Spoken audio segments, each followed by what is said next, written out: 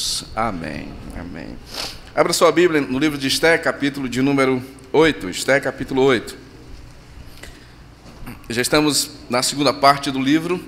A gente viu que a primeira parte você tem um levante, uma evolução do ataque ao povo de Deus até o capítulo 6. Então, você tem aí a partir do capítulo 6, que funciona como essa dobradiça, né? Como essa nova realidade. E aí você tem uma inversão agora no cenário. Deus, com sua poderosa mão, agindo, intervindo na história do seu povo e mudando a realidade. Capítulo 8, então, você tem agora o pedido que a rainha Esté vai fazer e a resposta do rei diante desse pedido. Então, leamos a palavra do Senhor. São 17 versículos, irmãos. Eu vou ler todo o texto e depois a gente vai também lendo algumas sessões e é bom que vai fixando na nossa mente, no nosso coração. Todos encontraram Esté, capítulo de número 8.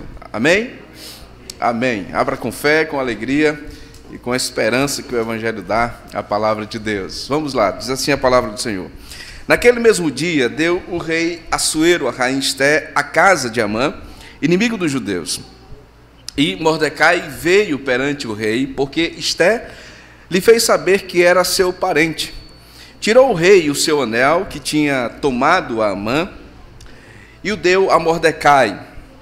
Esté, pois, a Mordecai por superintendente da casa de Amã.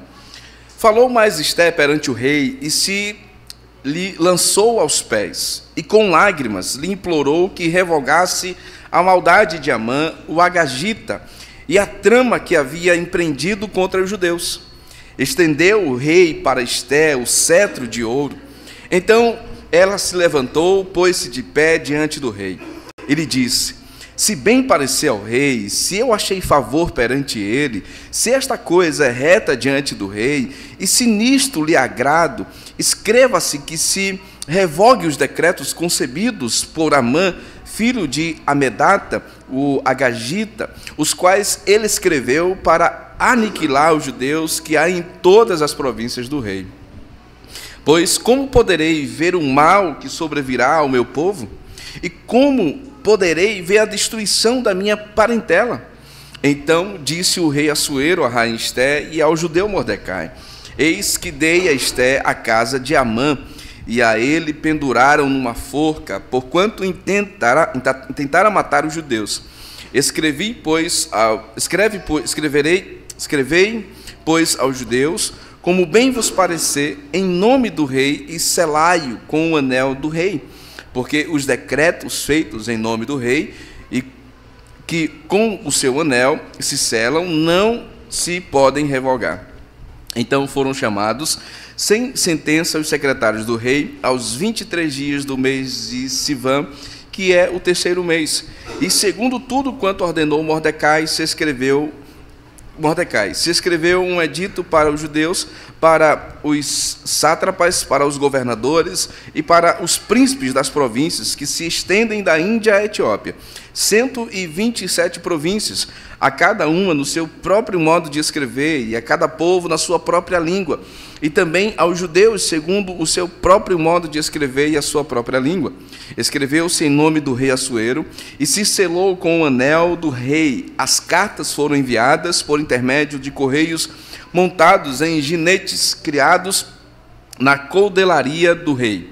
Nelas o rei concedia aos judeus de cada cidade que se reunissem e se dispusessem para defender a sua vida, para destruir, matar e aniquilar de vez toda e qualquer força armada do povo da província que viessem contra eles, crianças e mulheres, e que se saqueassem os seus bens. No mesmo instante, em todas as províncias do rei Assuero, no dia 13 do 12º mês, que é o mês de Adar, a carta que determinava a proclamação do edito em todas as províncias foi enviada a todos os povos, para que os judeus se preparassem para aquele dia, para se vingarem dos seus inimigos. Os correios, montados em ginetes que se usavam no serviço do rei, saíram incontinenti, impelidos pela ordem do rei, e o edito foi publicado na cidadela de Suzã. Então Mordecai saiu da presença do rei com veste real, azul celeste e branco, como também com grande coroa de ouro e manto de linho fino e púrpura.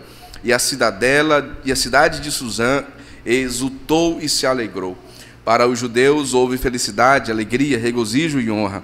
Também em toda a província, em toda a cidade, aonde chegava a palavra do rei e a sua ordem.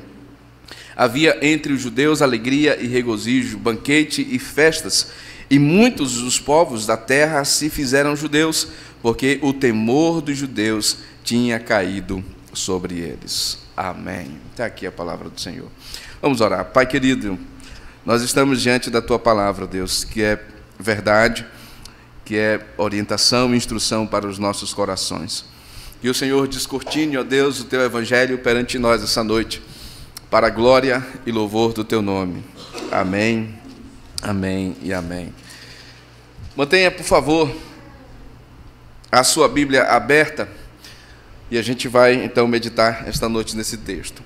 Deus é graciosamente capaz de fazer o impossível e transformar a nossa tristeza em alegria. Deus é graciosamente capaz de fazer o impossível e de transformar a nossa tristeza em alegria. À medida que nós chegamos ao final do capítulo 7 e agora ao capítulo 8 de Esther, estamos vendo como as coisas estão sendo resolvidas, como Deus está colocando a ordem naquilo que parecia o que se instalava, o que se instalou como caos. As coisas estão sendo consertadas. As coisas estão voltando à sua normalidade. Deus está, então, restaurando a sorte do seu povo. Um grande suspiro de alívio agora entra pelos pulmões de cada judeu, de cada servo do Senhor. Quando finalmente Amã foi enforcado, e a gente viu isso no capítulo 7. A primeira verdade que a gente observa ao longo dessa narrativa é que a providência de Deus, ela muda o cenário das coisas. A providência de Deus muda o cenário das coisas. Isso fica evidente nos capítulos iniciais do capítulo 8, nos versículos iniciais do capítulo 8 de Esther. Naquele mesmo dia, diz o texto, que dia? No dia em que Amã foi morto, no dia em que Deus vai agindo misteriosamente, providencialmente, graciosamente na vida do seu povo, naquele mesmo dia, Esther, então, recebe toda a honra, todo o bem que era de Amã. Naquele mesmo dia, Mardoqueu vai à presença de Deus, o Mordecai, ele é apresentado como um parente de Esther, ele recebe honra, ele recebe um anel real, inclusive. Naquele mesmo dia, as coisas estão sendo modificadas. As circunstâncias se tornam diferentes, porque Deus é graciosamente capaz de transformar a nossa tristeza em alegria. Perceba como o texto indica isso, meus irmãos, nos versículos iniciais. No final do versículo 2, o texto nos diz assim: Esther pôs a Mordecai por superintendente da casa de Amã. Não apenas Esther está sendo aqui agraciada, está sendo favorecida com todos os bens que eram de Amã, mas Mardoqueu também se torna essa figura agora. O superintendente se torna a segunda pessoa do rei. Perceba como isso se apresenta. Ele recebeu o anel de sinete do rei. Em essência, isso significa que ele agora é o segundo homem do reino. O fato de ter o anel de sinete, o anel real, significava que ele tinha autoridade real. Em nome do rei, ele poderia então agir em favor do povo. Mordecai passou de uma relação de obscuridade, de uma relação de distanciamento, para o centro das atenções, porque Deus é graciosamente poderoso para mudar as nossas tristezas em alegria. A segunda realidade que o texto aponta, meus irmãos, para esse novo cenário na vida do povo de Deus, e de forma mais específica na vida de Mordecai, é o fato de agora ele ser lembrado, ou ser colocado como homem rico, como aquele que recebe todos os bens de Amã. E isso era porque a lei persa dizia isso, que aquele que preparava alguma trama, que jurava alguém, ou que levantava mentiras contra alguém, e quando isso era descoberto, era revelado, tudo aquilo que ele administrava passa para aquele a quem ele acusava. E é exatamente isso que está acontecendo. Tudo está sendo resolvido. Tudo está sendo contornado. Todo o cenário está sendo, então, tranquilizado para a vida de Esther e Mardoqueu. Mas está faltando uma coisa. E o povo? E o decreto real? E aquilo que o rei havia promulgado? E aquilo que já se divulgava em toda a cidade? Faltava resolver o maior dos problemas aqui. A condenação que pesava sobre o povo. O decreto que havia sido promulgado. A destruição dos judeus ainda estava em voga, ainda estava de pé. E essa é a razão, então, que o texto vai continuar, vai narrar, vai mostrar como Esther e Mardoqueu se voltam para o rei com a finalidade de trazer esperança para o povo. Porque Esther é como se ela dissesse: tudo bem, está tudo ótimo comigo, estou no reinado agora, meu parente está aqui, nós fomos abençoados, mas o meu povo está debaixo de ameaça. O meu povo ainda está debaixo da decisão real. Imagina se Esther e Mardoqueu pensassem egoisticamente, irmãos. Imagina se eles estivessem girando em torno de si mesmo. Imagina se eles estivessem pensando apenas neles. Mas não estavam.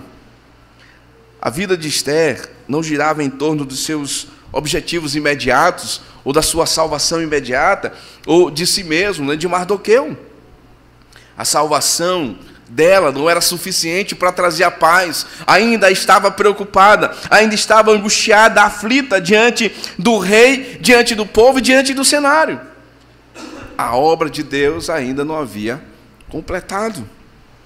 Sabe, queridos, uma lição a gente aprende aqui com esse texto, com esse momento inicial. Quando a gente se converte, quando a graça de Deus alcança o nosso coração, quando a bondade do Senhor entra em nossas vidas, os nossos olhos são abertos para a salvação em Cristo Jesus, quando a nossa vida, então, entra em um relacionamento com Deus, entra em intimidade com Deus, entra agora em comunhão com Deus, quando o sangue de Cristo nos purifica de todos os pecados, nós somos ligados à família de Deus, nós somos ligados à família do Senhor, nós pertencemos à nova comunidade da graça, nós entramos em aliança com o povo de Deus, de modo que o problema do povo de Deus é o nosso problema. As ameaças ao povo de Deus é ameaça a cada um de nós. A perseguição ao povo de Deus é perseguição a nós. Sabe, queridos, isso nos ensina muito sobre, às vezes, como o nosso coração se torna indiferente ou até mesmo despreocupado com aqueles que estão sofrendo em razão do Evangelho. De pessoas que estão em regiões de perseguição, de intensa batalha, de intensa luta contra o povo de Deus. Em países, por exemplo, de regimes totalitários, em países como tantos países que existem, não vou citar o nome, mas em tantos países que existem no mundo, que perseguem o povo de Deus, que confrontam o povo de Deus e que matam cristãos. Isso deveria ser também uma preocupação nossa, irmãos. Isso deveria ser alvo das nossas orações. Isso deveria ser alvo do nosso clamor a Deus. Isso deveria ser alvo do nosso rogar a Deus pela sua intervenção ao seu povo, ao redor do mundo. Mas às vezes isso está muito distante de nós. Isso se torna algo secundário na nossa mente, na nossa preocupação. Sabe, queridos irmãos, que esse texto nos ensine, nos encoraje a orar por pessoas que estão em regiões totalitárias e que enfrentam perseguições, seja no ambiente familiar, seja na região geográfica em que ela mora, seja onde for. Orar pelo povo de Deus, apresentar a Deus, rogar a Deus, para que Deus possa intervir, para que Deus possa resolver, para que Deus possa poupar a vida dessas pessoas, para que o amor de Deus possa livrá-los de males. Mas não apenas aqueles que estão distantes e que vivem debaixo de opressão, de governos totalitários, de intensas perseguições, mas também de pessoas que estão próximas a nós, de irmãos que sentam ao nosso lado na igreja, de pessoas que às vezes sofrem, irmãos. Nós estamos desatentos a isso. Como povo de Deus, nós pertencemos a essa família que cuida uns dos outros, que oram pelos outros, que auxilia uns aos outros, que sente a dor do outro. Nós somos conectados por essa graça. Esté diz assim: tudo bem, eu estou ótima, estou maravilhosamente bem, eu estou no palácio, fui mais agraciada agora, o meu patrimônio aumentou, Mardoqueu está ótimo, é o segundo homem do reinado, mas o meu povo ainda está sofrendo, o meu povo ainda está debaixo de ameaça, o meu povo ainda está debaixo de juramento real. Isso é preocupação dela. Meus irmãos, que o nosso coração entenda isso, que a nossa vida entenda isso. A vocação missional da igreja, a vocação de intercessão da igreja, a oração do povo de Deus pelos que sofrem, pelos que estão debaixo de intensa perseguição. Você tem então o clamor de Esté, versículo de número 3, ela diz assim: falou Esté perante o rei, se lançou aos pés e com lágrimas lhe implorou que revogasse a maldade de Amã, o agagita, e a trama que havia empreendido contra os judeus. Perceba, meus irmãos, o drama que a rainha está, então, enfrentando aqui. Perceba como ela se apresenta diante do rei. Ela implora ao rei para que ele ponha fim ao trama maligno de Amã.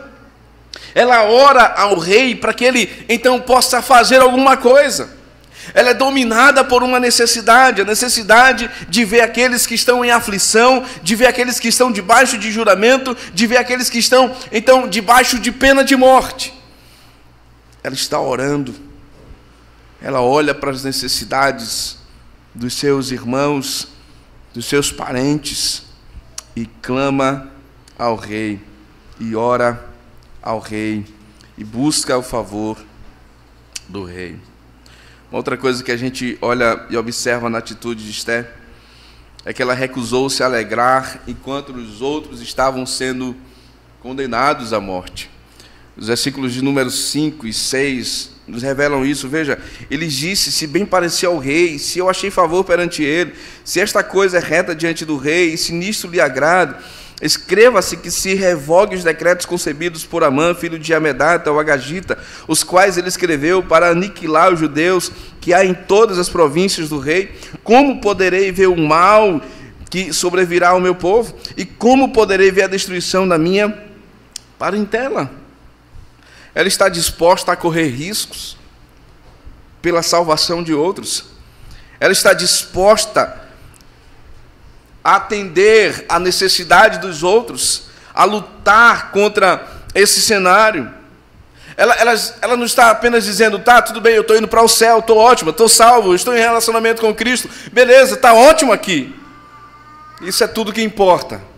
Não, ela olha para além disso.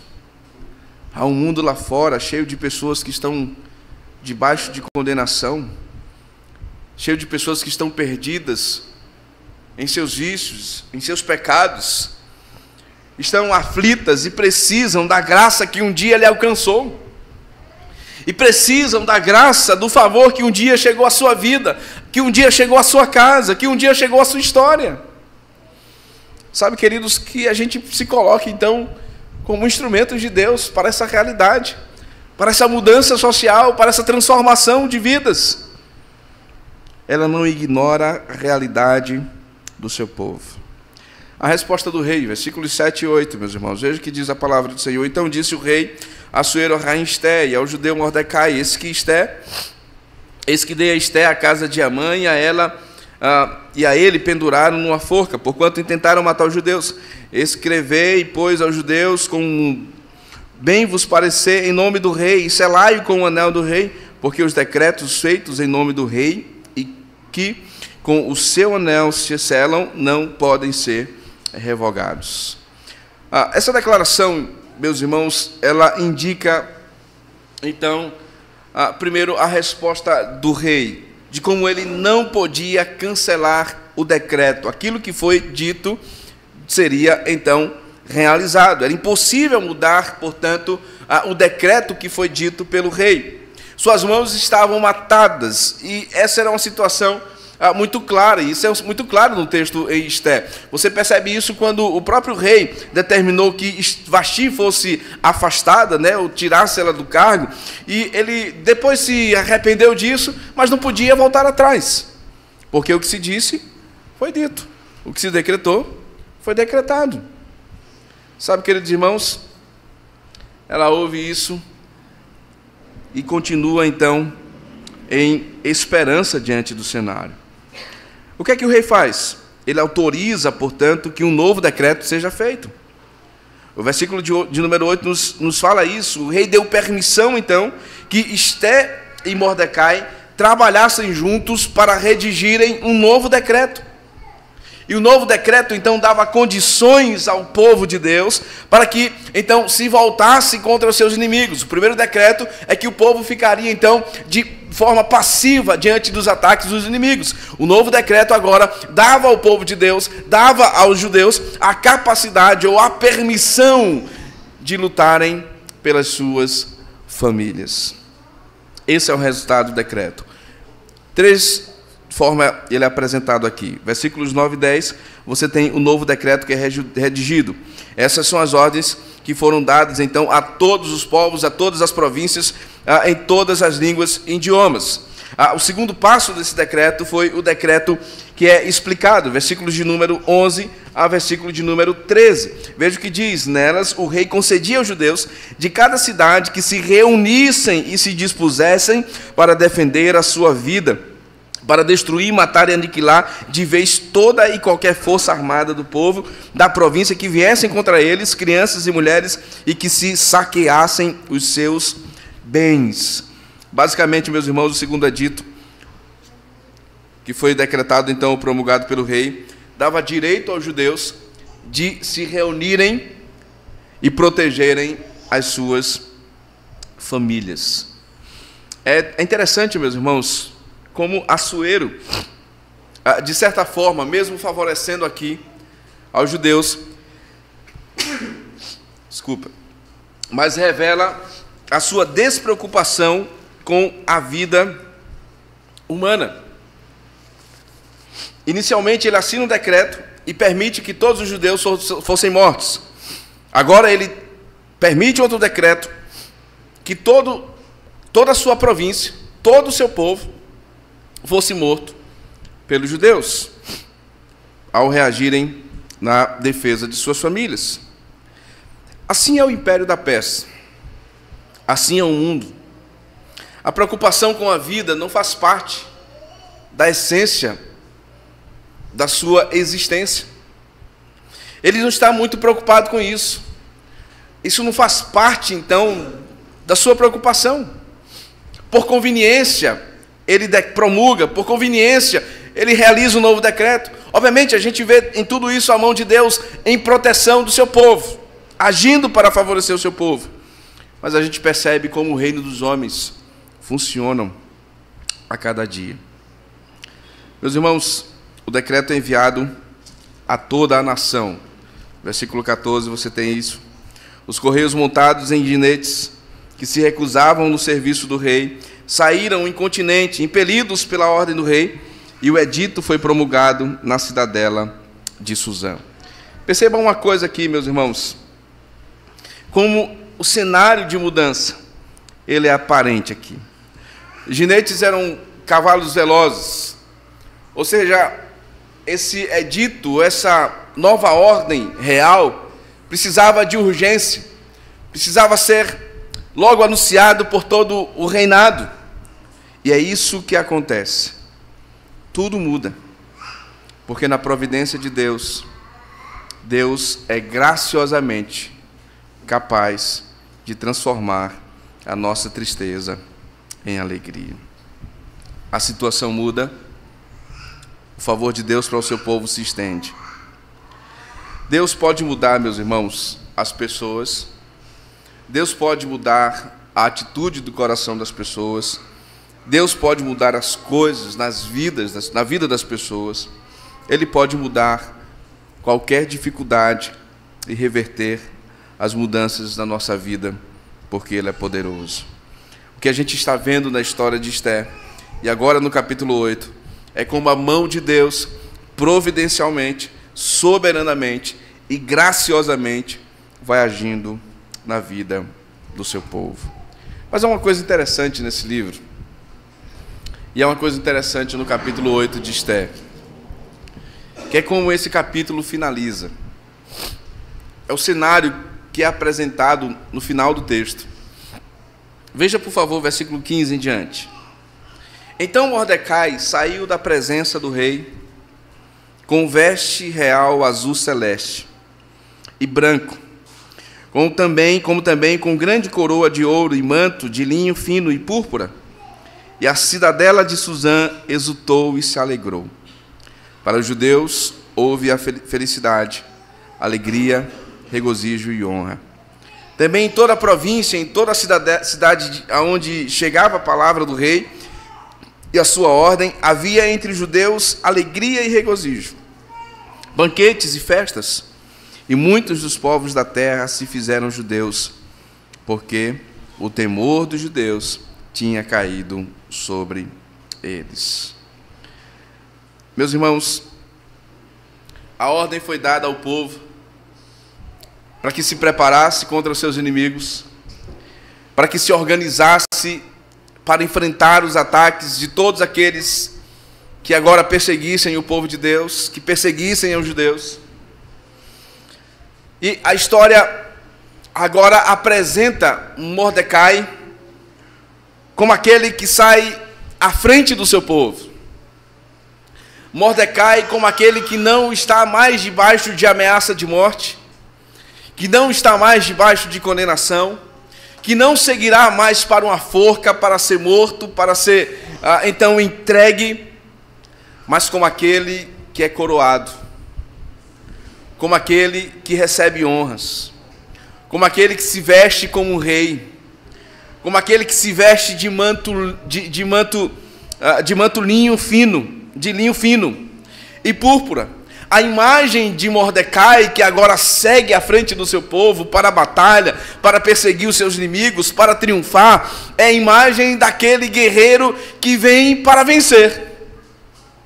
É a imagem daquele que vai agora adiante do seu povo com a finalidade de conduzir o seu povo ao triunfo, de conduzir ao seu povo à vitória, de conduzir o seu povo à alegria. É interessante, meus irmãos, como esse capítulo vai finalizando. Mordecai como um tipo de Cristo. Mordecai como aquele que conduz o povo da esperança ou da desesperança para a esperança. Mordecai como aquele que se veste de realeza e poder e agora conduz o seu povo à vitória. Como isso é apresentado aqui no texto? As suas vestes reais, a coroa que lhe é dada e a alegria que o povo manifesta diante de Mordecai. É interessante que 3 coisas são aqui apresentadas. Primeiro, esse rei, esse homem, que se veste com ouro, de púrpura, de manto e linho fino, e que recebe uma coroa de ouro. A segunda realidade que o texto nos apresenta é a alegria e esperança que enche o coração dos judeus. E terceiro, é a conversão de não-judeus a judeus. Perceba, meus irmãos, como Deus, em sua providência, apresenta o ministério da igreja. Como Deus, em sua providência, convoca a igreja ao serviço do seu rei. Como esse cenário, essa perícope aqui, apresenta a obra do evangelho diante de nós. Primeiro, pelo rei, ou pela figura de Mordecai, representada ou representando a pessoa de Cristo. Quando você olha, por exemplo, o texto de Apocalipse, os selos é apresentado ali no capítulo 6 de Apocalipse, aquele que recebe uma coroa e que se veste igualmente a rei, e que está montado em um cavalo branco, e que sai para vencer, e que sai para triunfar, e que sai para conduzir o seu povo em vitória, e que sai para conduzir o seu povo em triunfo. É a imagem que você tem em Mardoqueu, essa imagem que você tem em Cristo, aquele que enfrentou a morte. Não apenas prepararam uma forca para ele, mas ele enfrentou a morte em seu lugar. Ele tomou sobre si os nossos pecados, ele levou sobre si as nossas dores, ele levou sobre si as nossas aflições, e venceu a morte, e triunfou todas essas coisas, e saiu para vencer, e vencer com o seu povo. Meus irmãos, o segundo cenário, a segunda realidade que é apresentada no texto é o humor do povo de Deus. É o coração daquele povo diante da imagem que lhe é dada em Mardoqueu e do que se promulga em toda a cidadela de Suzã. Não há condenação mais para nós. Agora, diante, ou com o nosso rei, nós podemos então vencer aqueles que se levantam contra nós. A esperança voltou, a alegria voltou, o regozijo voltou, o júbilo, a confiança do povo voltou. Sabe, meus irmãos, você não está sozinho neste mundo. Você não está sozinha neste mundo. A nossa caminhada neste mundo não é uma caminhada solitária. Não é medida ou sustentada na nossa força. Mas há um rei que vai adiante de nós. Há um rei que vai à frente de nós. Há um Senhor que se veste de ouro, de coroa, de poder e de glória e majestade, que foi assunto aos céus, que está sentado em um alto e sublime trono.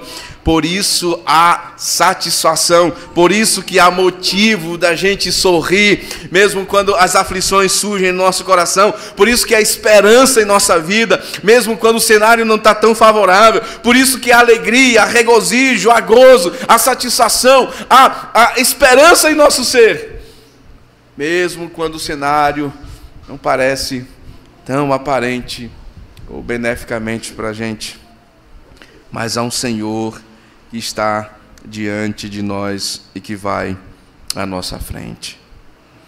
Sabe, queridos, é possível que diante, então, da nossa caminhada, nosso coração se abata, a tristeza seja companheira nas nossas noites, quando a gente reclina a cabeça no travesseiro, as preocupações podem ser aquilo que vai minando a cada dia a nossa energia, a nossa força diante da vida.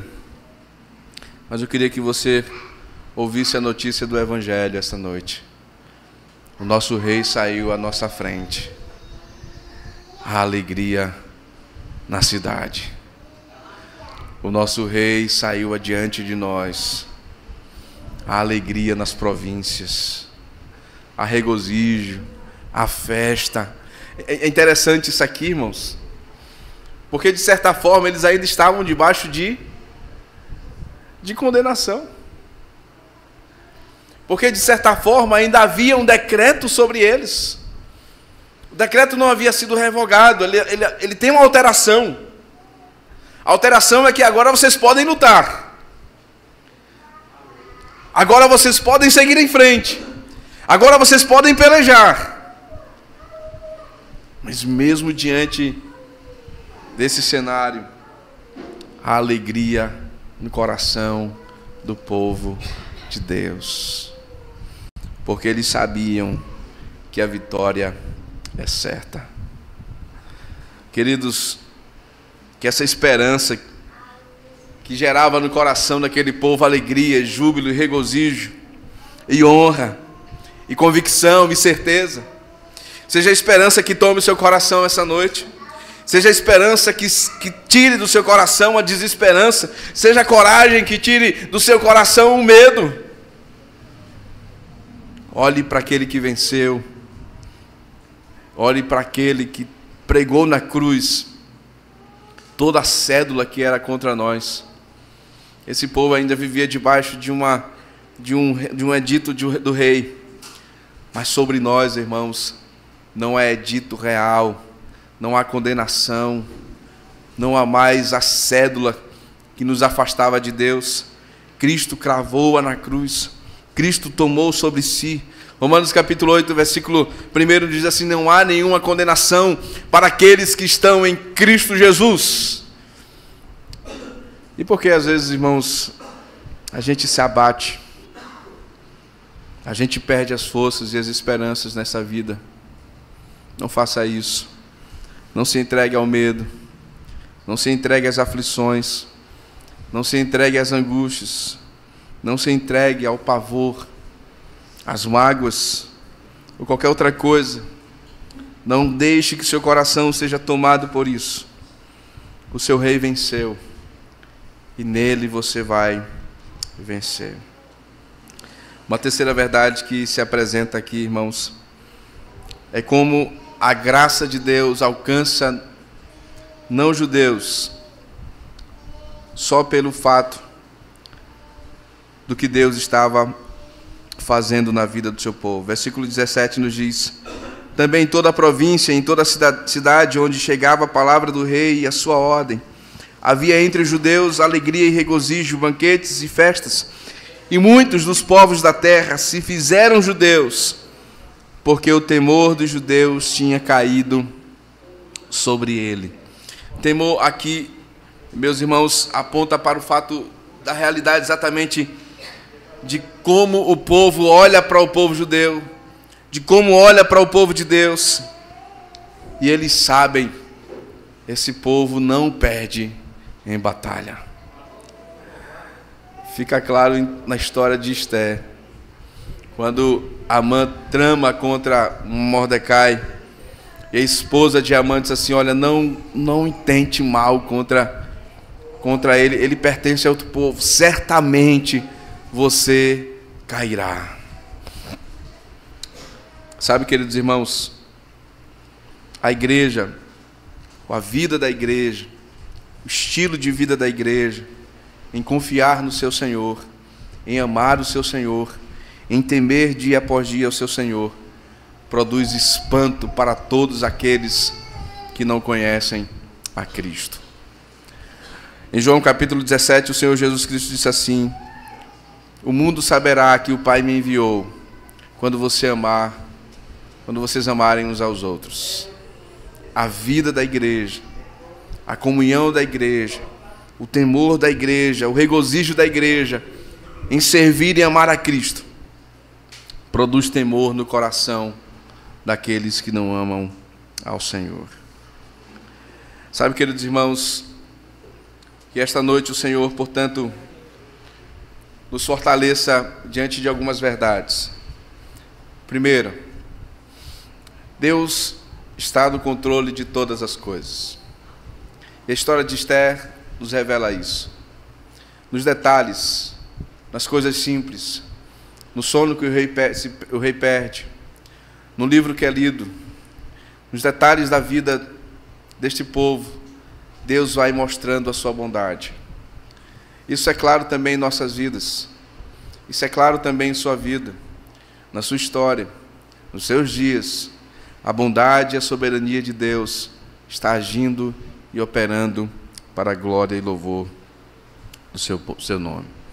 Uma segunda verdade que a gente aprende aqui, irmãos: Deus nos chama a compaixão por aqueles que estão debaixo de sofrimento, por aqueles que amam ao Senhor e que vivem em regiões que precisam da graça de Deus. Oremos, portanto, para que o reino de Deus venha sobre nós. Oremos para que o reino de Deus alcance os corações. Oremos para que o reino de Deus fortaleça as vidas e transforme as realidades em mundo afora.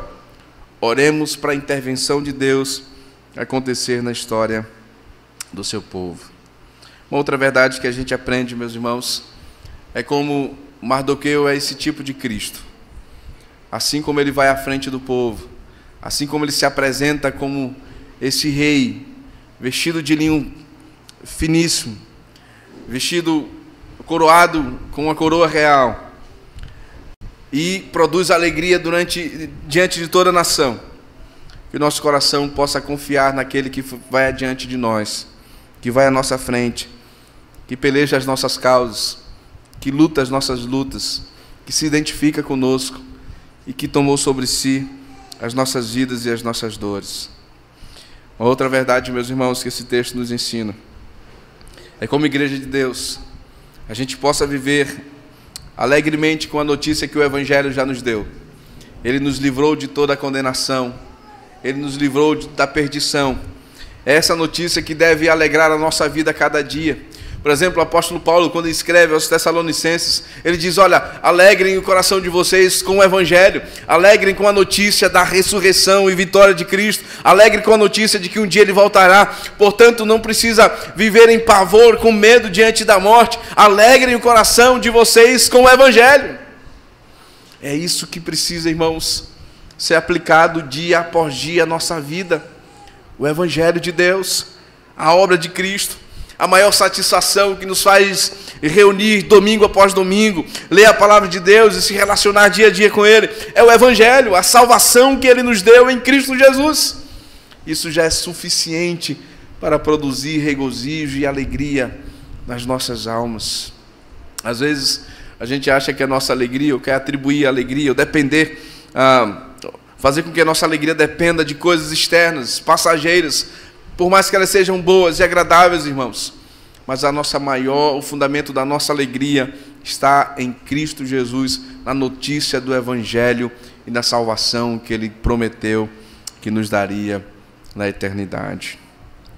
Uma outra verdade, irmãos, é interessante como esse texto nos revela esse aspecto missional da igreja. Está preocupada com o seu povo, em livrar o seu povo. Pessoas que não são judeus e vão se convertendo no final do texto. Isso revela a importância da vida missional da igreja. A igreja vive não em função de si mesmo. A igreja vive não como um grupo social focado em si mesmo, mas ela vive com a finalidade de resplandecer o reino de Deus nesse mundo, com o objetivo de que vidas sejam alcançadas para esse reino. Que Deus aplique essa verdade em nossos corações, irmãos.